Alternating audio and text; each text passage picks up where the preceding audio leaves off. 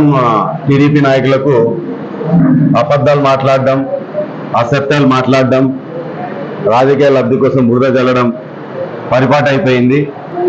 మొన్న వాళ్ళు ఇచ్చిన హాస్పిటల్ గురించి, గవర్నమెంట్ హాస్పిటల్కి సంబంధించిన విషయం గురించి చాలా స్పష్టంగా ఆధారాలతో సహా ఆ 3 కోట్ల రూపాయలు ఎట్లా ఖర్చు చేస్తున్నాం అనేది స్పష్టంగా ఇచ్చినాం.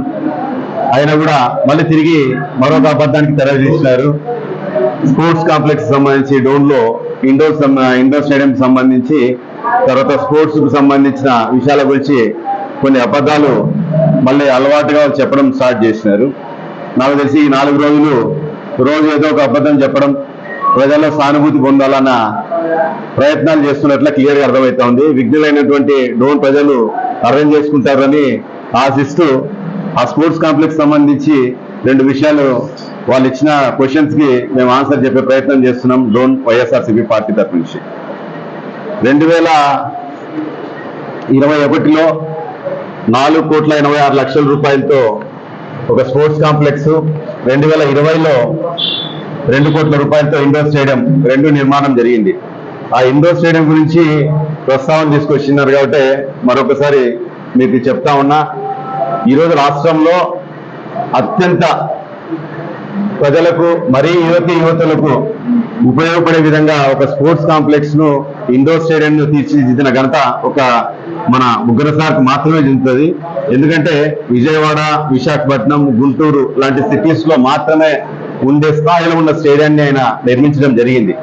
అంటే దాన్ని ఫస్ట్ రెనోవేషన్ కోసం అని చెప్పేసి స్టార్ట్ చేస్తే 20 సంవత్సరాల కిందట కట్టినటువంటి స్టేడియం, దాంట్లో సరైన స్ట్రెంత్ లేక ఆ అన్ని గోడలు తీస్తున్నప్పుడు ఆ క్రమంలో అది కూలిపోవడం జరిగింది.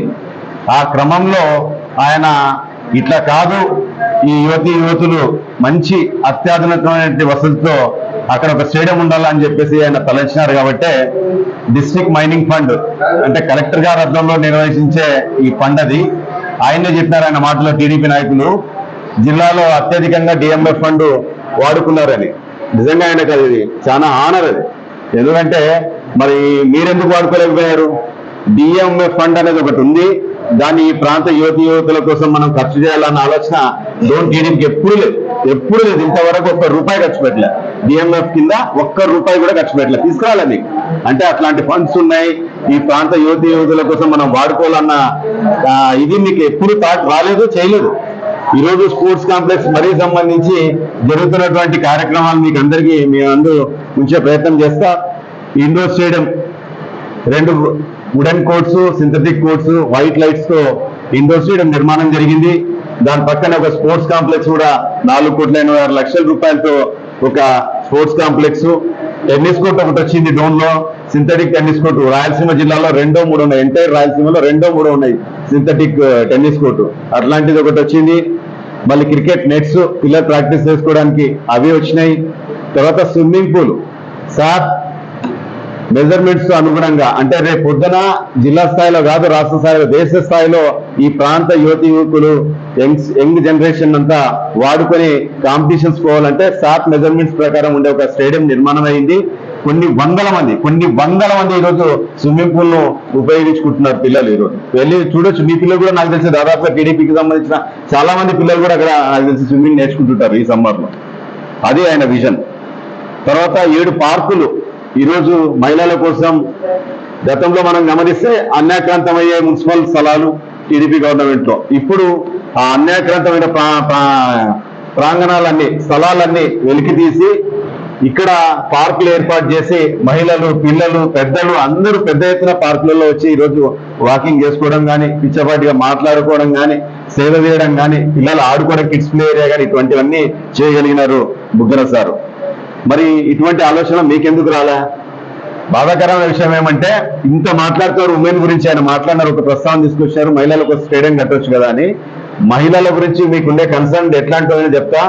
మరి దాదాపు 5 సార్లు మీకు టీడీపీ పార్టీకి ఈరోజు డోన్లో ప్రజలు పట్టం కడితే బుగ్గన సార్కి ఒక్కసారి అధికారం ఇచ్చినది. ఒక్కసారి చేస్తే ఇన్ని కార్యక్రమాలు చేసినాడే. మరి 5 సార్లు మీకు అధికారం కట్టబెడితే కనీసం పాత బస్ స్టాండ్ లో ఒక చిన్న టాయిలెట్ కూడా కట్టలేదు టీడీపీ పార్టీ. ఒక చిన్న టాయిలెట్. ఈరోజు టాయిలెట్స్ అంటే మహిళల కోసం, వ్యాపారస్తులు కానీ, కొనుగోలుదారులు కానీ, విలేజెస్ నుంచి వచ్చే వాళ్ళకి కానీ ఉదయం నుంచి సాయంత్రం వరకు పాత బస్ స్టాండ్ నుంచి లేదా SBI బ్యాంక్ నుంచి సేగు థియేటర్ వరకు ఉన్న ప్రాంతాల్లో వాళ్ళ ఇంట్లోకి పోలేదు. తిరిగి టాయిలెట్స్ కు పోవాలన్న కనీసం ఆ ఇబ్బందిని కూడా మీరు తీసుకోలేకపోయినారే. మీరు మాట్లాడితే ఎట్లా? గర్ల్స్ స్కూల్ కు దగ్గర ఒక టాయిలెట్ సులభ్ కాంప్లెక్స్ మనం ఈ వైఎస్ఆర్సీపీ గవర్నమెంట్ లో చేయడం జరిగింది. సేగుటాయిస్ ఎదురుగా ఒకటి ఆ ప్రాంతంలో జరిగింది. ఇప్పుడు కొత్తగా కట్టించినటువంటి మున్సిపల్ కాంప్లెక్స్ ఏదైతే ఉందో వెజిటబుల్ మార్కెట్, దాంట్లో 2 టాయిలెట్స్ వచ్చినాయి.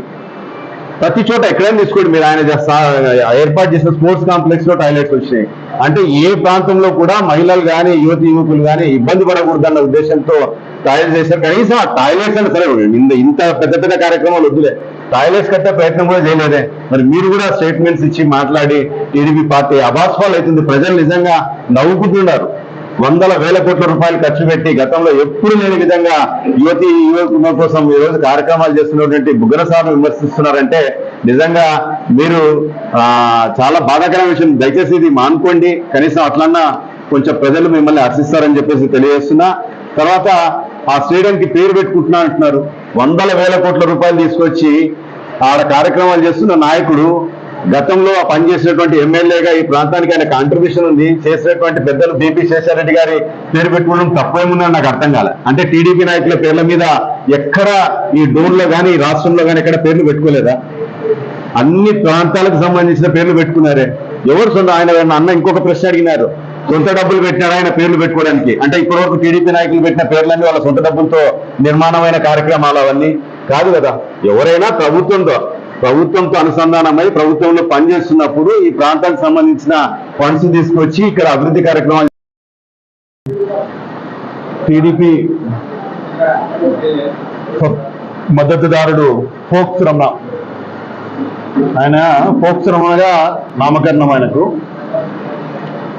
ఆయన అడిగేటువంటి ఎంత సిల్లీలు ఉన్నాయంటే ఆర్టీ యాక్ట్లు వేసుకుంటున్నాడు. ఆర్టీ యాక్ట్ ద్వారా అధికారులు ఇచ్చినటువంటి వాటిని కూడా క్రమబద్ధీకరించుకోలేకపోతున్నాడు పాపం. ముందు వెనక్కి ముందుకు ఆయన అడుగుతాడు ఒక క్వశ్చన్ ప్రెస్ మీట్ లో, ఏదైతే రెనోవేషన్ చేసినప్పుడు ఆ స్క్రాప్ ఎక్కడ పోయింది అని అడుగుతాడు. స్క్రాప్ ఎక్కడ ఉంటుంది? స్క్రాప్ వాళ్ళ దగ్గర ఉంటే గుజరీ వాళ్ళ దగ్గర ఉంటుంది. అది ఏదైతే పనికి వస్తుందో అది వాడతారు. ఏదైతే ఉపయోగకరం లేదో అది ఖచ్చితంగా స్క్రాప్కి వెళ్ళిపోతుందే. అది కూడా ఒక క్వశ్చన్.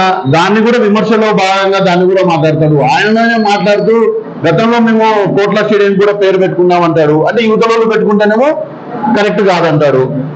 ఎక్కడైనా గతంలో కూడా చెప్పడం జరిగింది, బతుకున్న వాళ్లకు పేర్లు పెట్టుకున్న చరిత్ర మీది. బతుకున్న నాయకుల పేర్లతోనే కాలనీలు అన్ని మొదలు పెట్టిన సంస్కృతి మీ మద్దతుదారులది. ఏదైతే మన డోన్ నియోజకవర్గానికి ఆయన కాంట్రిబ్యూషన్ ఉంటూ ఆయన యొక్క జ్ఞాపకంగా ఆయన వారసుడిగా ఆయన అందిస్తున్న సేవలకు కానీ దాంట్లో కూడా దట్టు ఇండోర్ స్టేడియం స్థాపించినప్పుడు కూడా ఎమ్మెల్యేగా ఆ పెద్ద ఆయన గారు ఉన్నారు కనుక అది మళ్ళీ